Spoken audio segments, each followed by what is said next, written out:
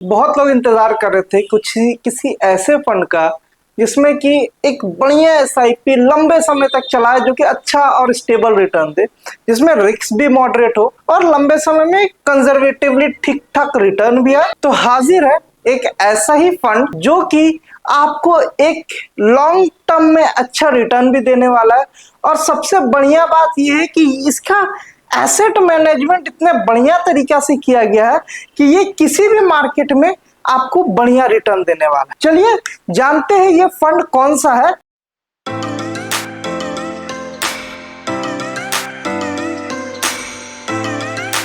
आप अगर इस चैनल पे नए हैं तो इस चैनल को सब्सक्राइब करके बेल आइकन जरूर दबा लीजिएगा, क्योंकि इस तरह की जो नए फंड्स आते रहते, नए इन्वेस्टमेंट की अपॉर्चुनिटी आती है, इसकी वीडियोस में आप लोगों के लिए बनाता रहता हूं। फंड का नाम है डीएसपी मल्टी कैप फंड। ये क्या है? ये आपका एक एनएफओ है जो कि 8 जनवरी को लॉन्च हो रहा है और 22 जनवरी को ये क्लोज हो जाएगा। ठीक है, आप इसमें लमसम इन्वेस्टमेंट भी कर सकते हैं, लेकिन रिकमेंडेड क्या है, एक एडवाइजर या कंपनी भी। डीएसपी एक रिकॉग्नाइज्ड एसेट मैनेजमेंट कंपनी है। ये क्या करी, ये कह रही कि एसआईपी रिकमेंडेड है। क्यों एसआईपी? अब जाहिर सी बात है, मार्केट अभी ऑल टाइम हाई पर है। ठीक है, अगर हम लोग देखें, इसको थोड़ा सा रिसर्च करें, निफ्टी को अगर आप देखते हैं तो ये देखिए ये अभी ऑल टाइम हाई पे ट्रेड कर रहा है जो कि है 21710। तो आप इसका अंदाज लगा सकते हैं कि मार्केट आज ऑल टाइम हाई पे सबसे ऊपर है। लेकिन एसआईपी एक ऐसा इंस्ट्रूमेंट है जो कि आप किसी भी पीरियड में इन्वेस्ट कीजिए।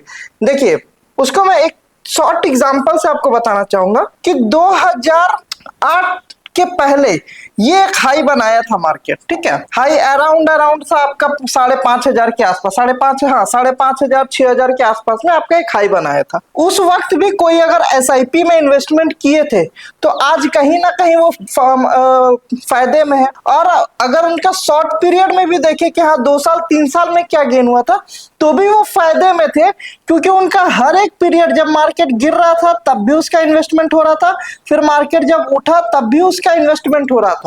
तो एसआईपी एक ऐसा इंस्ट्रूमेंट है, एक ऐसा इन्वेस्टमेंट प्लेटफॉर्म है कि आप उसे कभी भी करते हैं वो आपको फायदा देगा। कारण क्या? क्योंकि हर एक मौसम, हर एक सिचुएशन में आप उसमें इन्वेस्टमेंट रेगुलरली कंटिन्यू करते।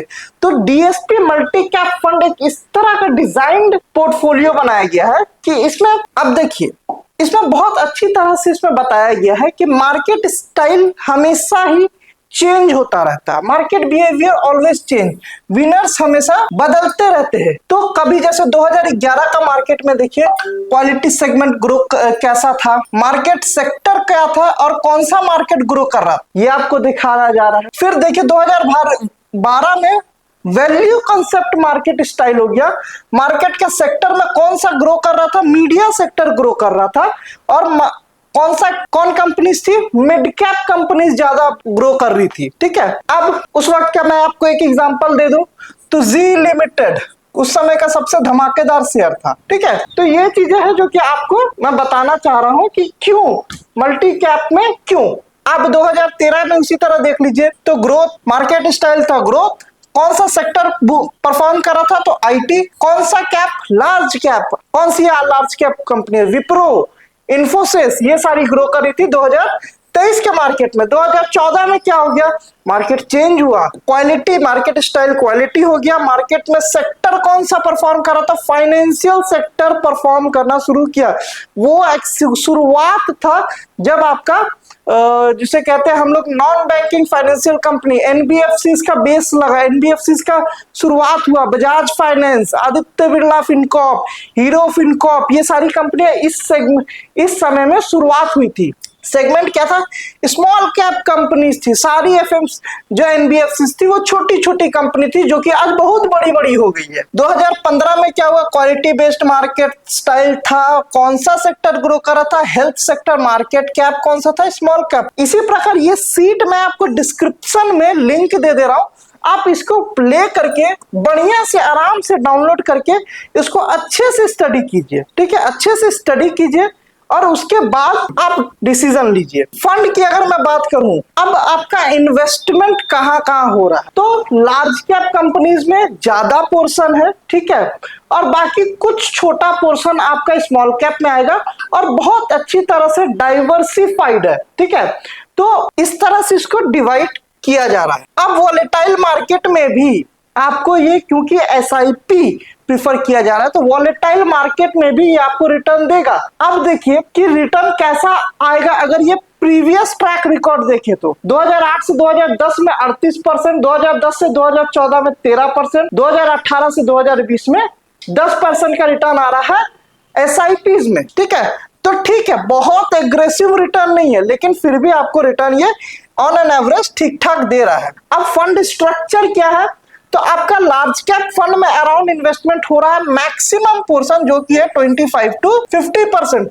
मिड कैप फंड में आपका जा रहा है 25 to 50%, स्मॉल कैप में भी 25 to 50%। बाकी आपका जो परसेंटेज बन रहा है वो आपके ग्लोबल फंड्स में, ग्लोबल स्टॉक्स में इन्वेस्ट होना है। तो कहां का टच मिल जा रहा है आपको, सारा मल्टी कैप पूरा आ जा रहा है, साथ ही साथ और क्या आपको मिल जा रहा है, इंटरनेशनल स्टॉक्स का भी एक टचअप मिल जा रहा है कि चलिए अगर हम कल को बहुत बढ़िया इंटरनेशनल मार्केट परफॉर्म करने लगे तो वहां पर आपको उसका भी फायदा मिलना है। तो ये अपॉर्चुनिटी है मल्टी कैप फंड में, जहां कि आप एक मिनिमम बहुत छोटा अमाउंट से भी शुरुआत कर सकते हैं। मिनिमम अमाउंट 1000 है, आप कोई भी अपर अमाउंट इन्वेस्ट कर सकते हैं। अगर आपको ये वीडियो अच्छा लगा हो तो चैनल को सब्सक्राइब जरूर कर लीजिएगा, बेल आइकन जरूर दबा लीजिए, और आपको लगता है जिनके लिए भी ये वीडियो या ये फंड में इन्वेस्ट करना उनके लिए ठीक है, उन तक इस वीडियो को जरूर शेयर कर दीजिए। और अगर आप प्लान कर रहे हैं करना तो आप हमारे बोर्डलाइन नंबर पे कांटेक्ट कर सकते हैं और किसी भी प्रकार की फाइनेंशियल गाइडेंस के लिए हमारे साथ संपर्क कर सकते हैं। आप सभी का बहुत बहुत धन्यवाद।